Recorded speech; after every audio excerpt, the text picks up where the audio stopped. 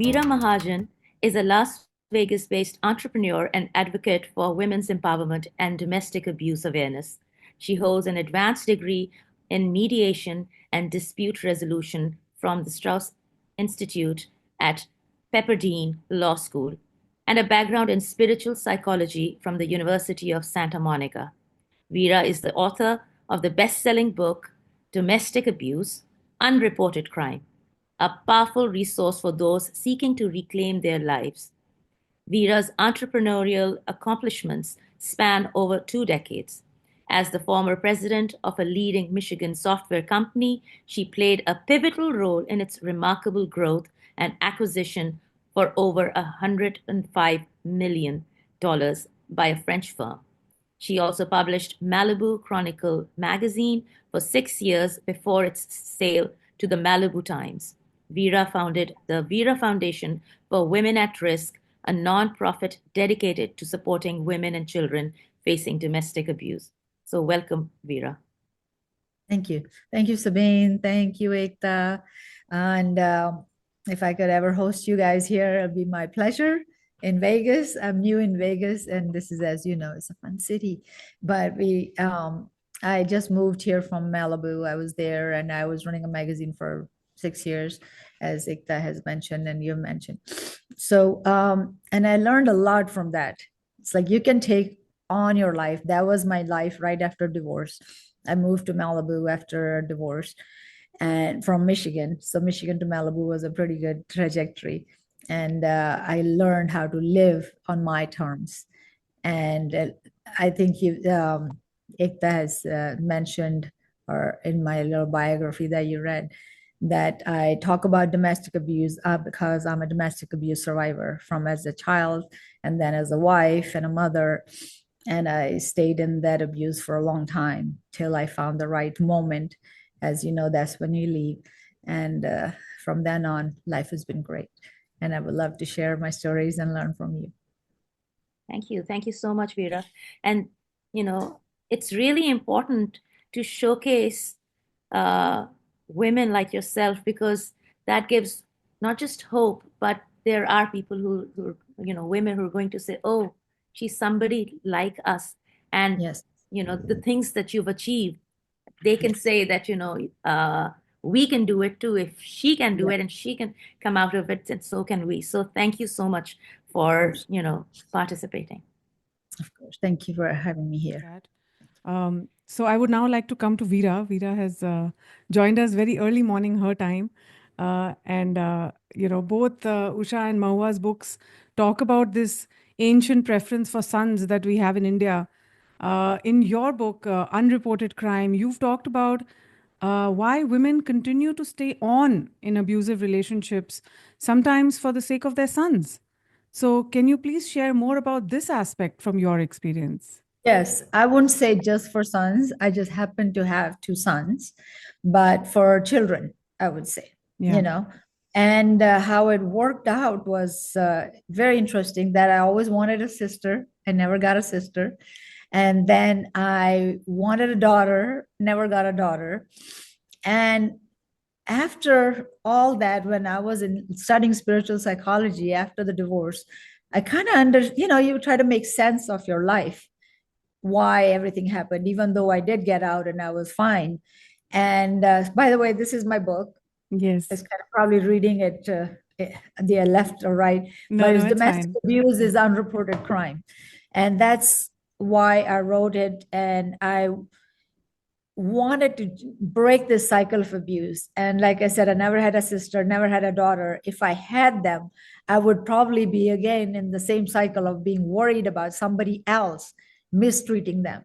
And here I had 3 brothers, I had 2 sons.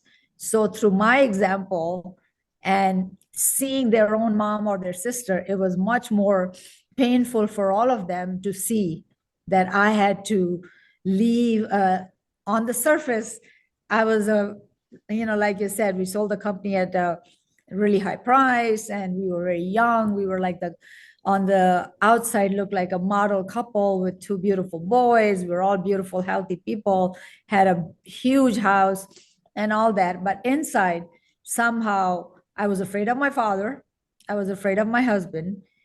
it didn't look like it, because when they were fine, he could do anything. And he literally would say, hey, whatever you want, and I had a huge house, and I was running the business with him. I was the president of the company. He was the CEO. It was just a title. Who cared? I did a lot of the work. And but when we were divorcing, people were like, oh, I thought you lived like a queen. I said, yes, I lived like a queen, but only when he allowed. That was the big difference. You can live like a queen when the men in your life allow you to have those days. But when they want to pull the rug from under you, they did. And now I wanted to leave 14 years before I did.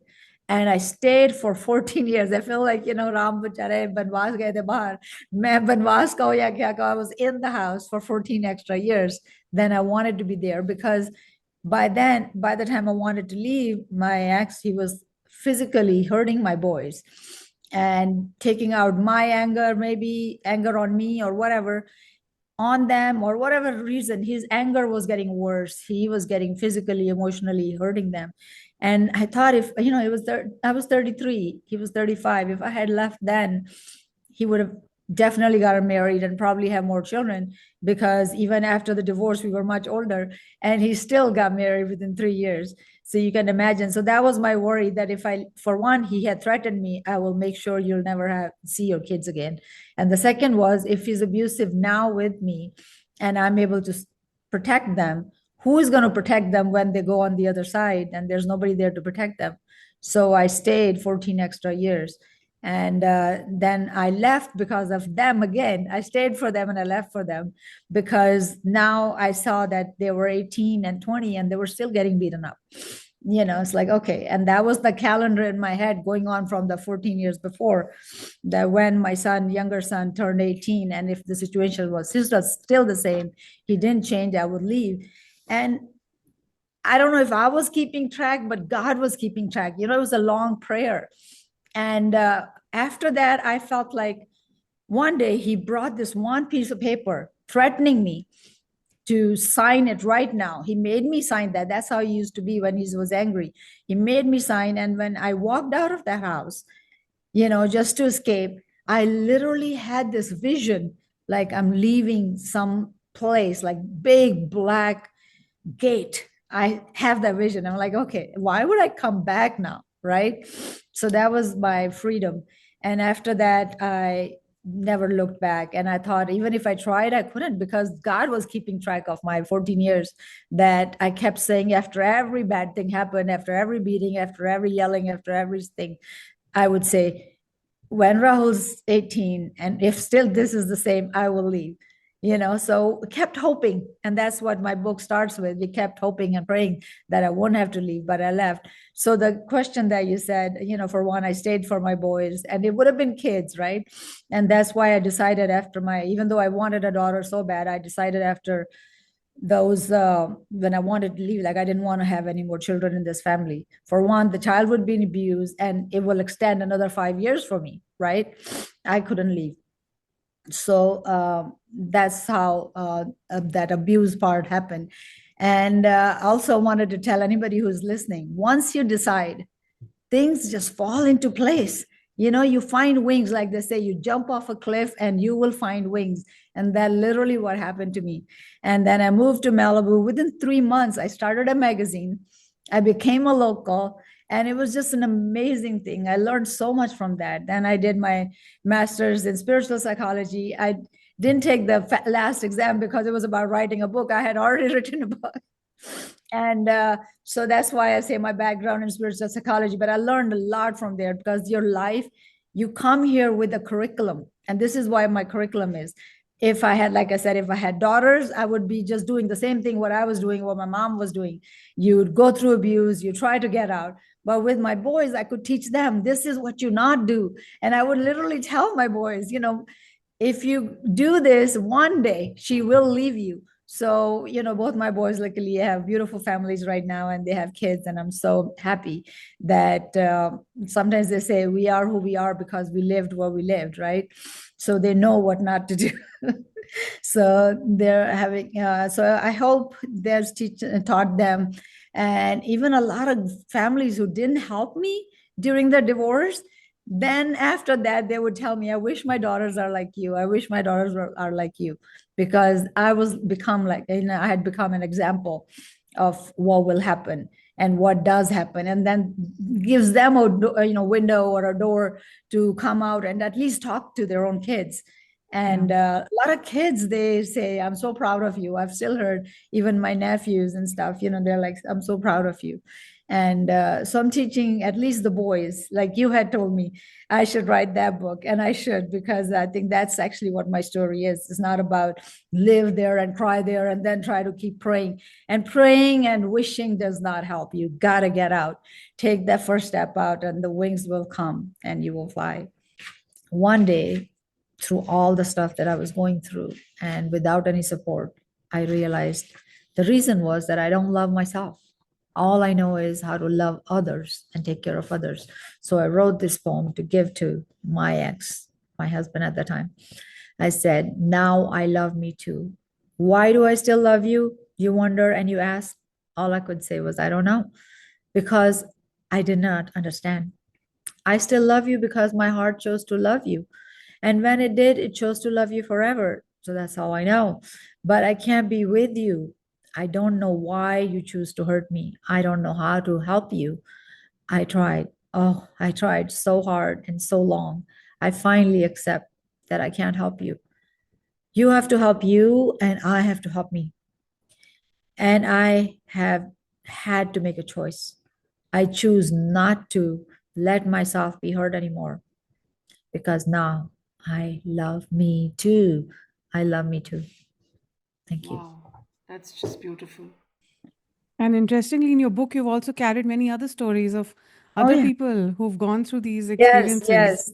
The original title of my book was Learning How to Live, because that was my whole thing. That, okay, I was writing my memoir and I came to the divorce part. I'm like, and she got divorced. That's not the story. I need to live the other chapter now, the happy chapter. But how do I learn? You learn from people. Anything you want to learn, you want an example, you learn from what people who have done it.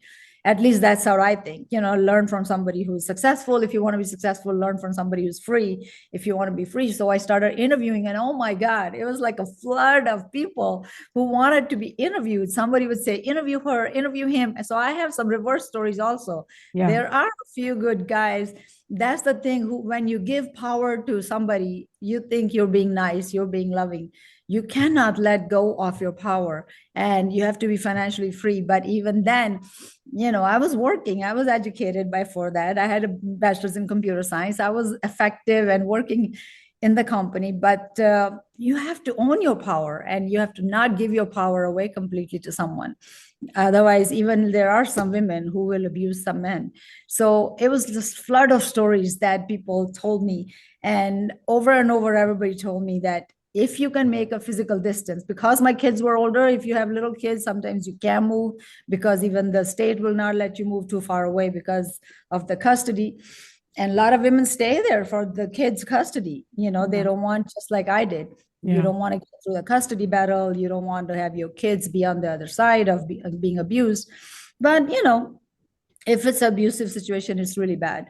But so in that way, I learned a lot from those people. And one was move physical distance if you can, which I did. So as you learn from them. And the other one was stop the money trail.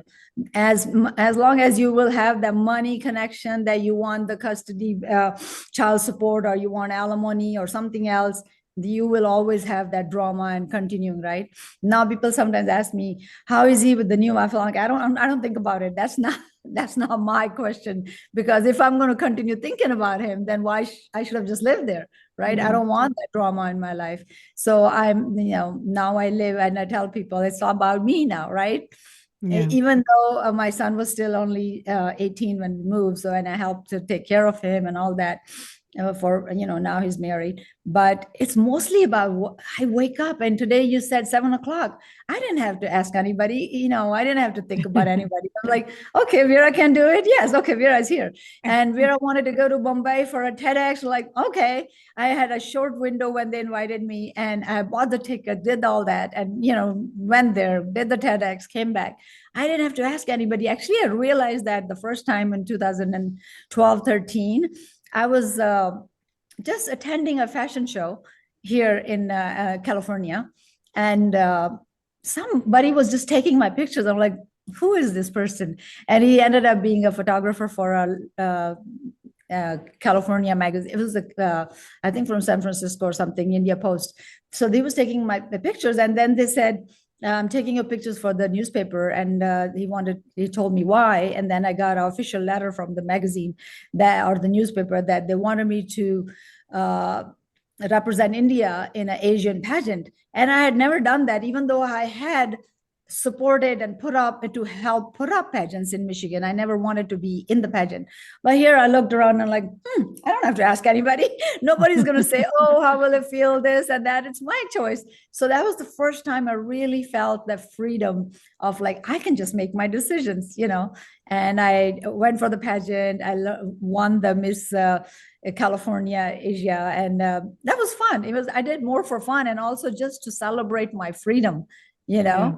And that's Mawa talked about her father. I think I should write a letter to my mom or to my mom.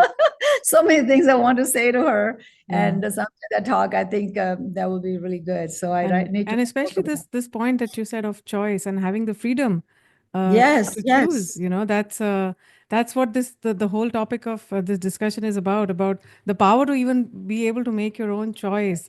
It won't be slavery if this is her heartfelt, once in a while you want to cook the perfect meal for somebody you love, and that's fine. But you have to also see, is he at some point also doing everything he can to make her happy? Yeah. True. Then it will be fine, Yeah. But if it's only the woman's job to every day and night, put every effort just to make this God happy, then it's wrong and then it's slavery. But if it's reciprocating, if he's also, okay, she's the God in the kitchen who can provide this wonderful meal to make her loved one happy. But now what is he doing? Not just going to work and like people say, I provide, and then I'm the God on top of that. So she has to provide to make this God happy. But he also needs to do something really beautiful where she feels like a queen. Then it's fine, Yeah. And there are couples like that. Very few. Okay. Somebody I just know, they celebrated their anniversary and the guy is amazing. Guy's amazing. He's been doing that, writing poems for her, putting roses on the bed for her birthday or anniversary, or taking her to the most beautiful things, and then it's fine to put all your effort in the kitchen if that's your thing to do and you enjoy. Like I've always cooked for my family, but I tell people that's not my thing to do. I don't go there for I love cooking. I'm a pretty good cook and I cook for my family, but yeah, that's not my thing. I would like to be out and about and, make some businesses things happen. My mind just starts working as soon as there's some creative stuff, but that's me. But if her thing is to be cooking and making her husband and children happy, and that's great. But I wish she did. I don't know. She is your mother-in-law, so I hope that she did get some of those days where everybody was just taking care of her, Yeah. So. Actually, Veera, I would like to now take this question to you because you've been a successful entrepreneur. You've built huge companies, but you also had to face the brunt of domestic violence. So why is it that even financial freedom and education cannot protect women from this, this aspect of patriarchy in the home? And that was my subject of my TEDx, because as qualified or as outgoing or, I'm like a business person. Yeah. And I think about turning everything into some sort of a creative thing, even though I'm also a writer. And I loved writing when I was doing my magazine. And but I think whenever we give our power away, and we are taught that as children, how my father was successful, my mother, even though she did everything else, but she didn't have any power. My mother was beaten, my mother was abused. So that's what I saw. And again, like Mawa said, my father never gave me that support or love. So I always saw him as that, right? So when I married my ex, he was a little bit better than him, right? He appreciated, he respected, and he kind of was nice to me. And I'm like, okay. But there was, as soon as I slowly started giving him the power, he did something abusive and I still stayed. I didn't say anything and I let it happen. And next morning I'm again cooking, even to the point the day I wanted to leave after his affair on me. He's the one who told me, you're still ironing my shirt, because I was still ironing his shirt. This is how because I dressed him to kill and he killed me, right? And that was the biggest punch in my stomach when I've lived on blind faith. Like, as much as I love him, he loves me, and that's how we lived. But then things were happening on the side that I did not know. And so this is how you slowly give permission to the people or the men in your life. Outside, I was not afraid of anybody, but whatever the fear I had of the men was when I got close to somebody in any relationship, business or thing. That's where the fear also started, because I started giving power to the other person. Whenever we not do something, when somebody hurts you, we're giving them permission to do it again and again and again. And then that becomes our normal. And we need to change that normal for our young girls right from the start. Yeah. Imagine if a young girl is always taught, you are smart, you are brave, you're beautiful, you deserve respect. Most of all, they need to know they are loved and they need respect. Imagine then if somebody did something like, what's that? I don't even understand that. How dare you talk to me like that, right? But when we're used to it, we're like, oh, okay. It's not that bad. He's still better than my father. But then pretty soon he's worse than your father, and you don't even realize what happened. A guy friend told me, he said, don't let your standards go down. Let somebody come up and meet you there. Absolutely. And it's okay, I am having a wonderful life. I've just moved from Malibu to Vegas. I have a beautiful house here overlooking the golf course and all that stuff. I'm doing for myself. Nobody can say that to me. Like, he would very easily say, I gave that to you. Now at least nobody can take it away from me and saying, I gave that to you, So I'm very proud of myself, where I am. I'm happy. I can make choices on my own. So this is the freedom that I know I did not know I had. What that freedom is, right? Not that I didn't have. I didn't even know what it was. When I moved to Malibu, and after 3 months, I woke up one day and I'm like, oh my God, I have not cried for 3 months. Can you imagine that? I had never had that feeling. And I just got up and I went out and I was just like celebrating that I am actually free, right? And I would love for all women to know that freedom.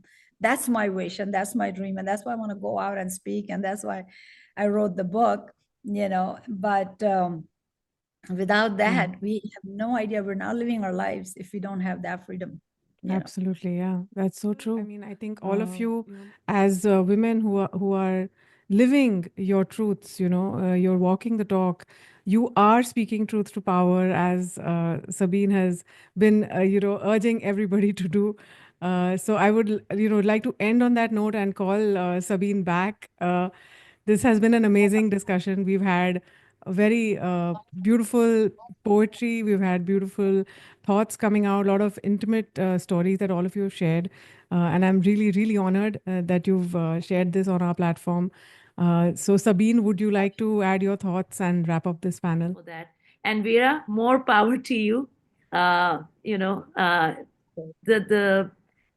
kind of message that you are, sharing with this world. I think we need that kind of inspiration. So yeah, thank you so much.